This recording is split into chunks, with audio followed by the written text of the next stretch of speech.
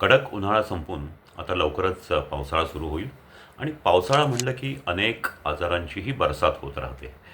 यामध्ये सर्वात महत्त्वाची गोष्ट म्हणजे ज्यावेळेला पाऊस पडायला लागतो आणि काही दिवस पाऊस पडल्यानंतर हवा थोडी थंड होते, पण ती त्याबरोबर दमटही असते. हे हवामान हे अनेक प्रकारच्या विशेषतः श्वसन संस्थेच्या बाधा करणाऱ्या विषाणूंना हे चांगलीच पोषक असते आणि त्याच्यामुळं या प्रकारचे आजार म्हणजे सर्दी, खोकला, ताप येणं हे मोठ्या प्रमाणात होतात. याच्याबरोबर पावसात जर तुम्ही खूप भिजलात तर त्याच्यामुळंही आपल्या शरीराचं तापमान कमी होतं आणि ते ह्या विषाणूंना जास्तीच फावतं.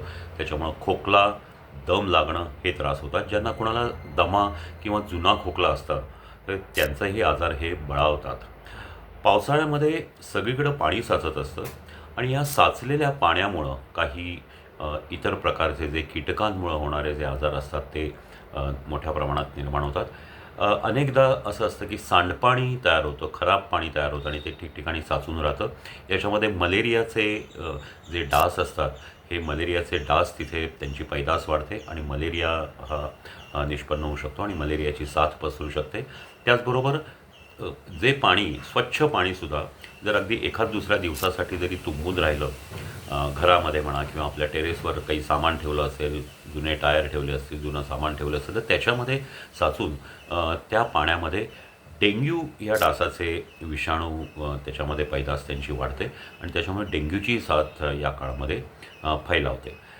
तिसरी महत्त्वाची गोष्ट म्हणजे या पावसामुळं माशांचं प्रमाण खूप वाढतं आणि ह्या चिकचिक जी असते विशेषतः एक 2-4 सरी होऊन गेल्या, चिखल झाला की माशा होतात. या माशांमुळं अनेक प्रकारचे आजार होऊ शकतात. या माशा अन्नावर बसतात आणि त्यामधून दूषित अन्न दूषित होतं आणि आपल्याला टायफॉईड, जुलाब, उलट्या अशासारखे आजार होतात. त्याचबरोबर पावसाळ्यामध्ये पाणीही खराब झालेलं असतं आणि त्या खराब पाण्यामुळं सुद्धा कित्येकदा उलट्या जुलाबाचे किंवा अमावस्याचे आजार हे मोठ्या प्रमाणात पसरत असतात.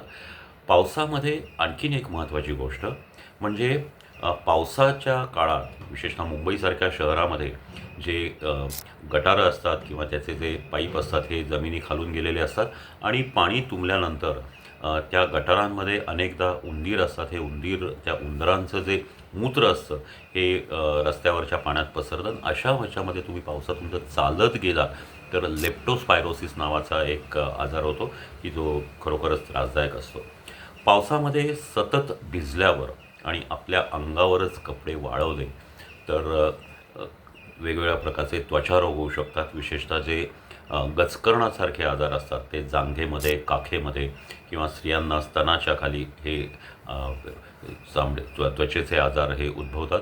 खूप वेळा आपण हेही पाहिलेलं आहे की ज्यावेळेला पाऊस पडतो त्यावेळेला हवा खरी स्वच्छ होते, परंतु या काळामध्ये थोडा थोडा पाऊस ज्यावेळेला पडत असतो अशा वेळेला प्रदूषणाचे कणसुद्धा जे असतात, जे प्रदूषण आपल्या इथं विशेषतः धुराचं प्रदूषण असतं, याचे कण वर गेलेले असतात तेही खाली येतात आणि त्याच्यामुळेही सर्दी, खोकला, ताप हे आजार वाढतात. यासाठी काळजी घ्यायची असेल तर सर्वात प्रथम म्हणजे पावसामध्ये विनाकारण भिजायला जाऊ नका. गेलात तर छत्री, रेनकोट वापरा. त्याचबरोबर पावसाच्या काळामध्ये आणि एरवीसुद्धा बाहेरचं अन्न, उघड्यावरचं अन्न मुळीच खाऊ नये.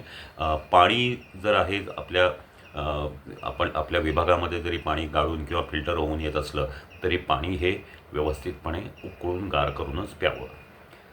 पावसाळ्याच्या काळात अंगावर कपडे वाळवू नयेत आणि तीही काळजी घ्यावी म्हणजे वेगवेगळ्या प्रकारचे त्वचारोगही होऊ शकत नाही.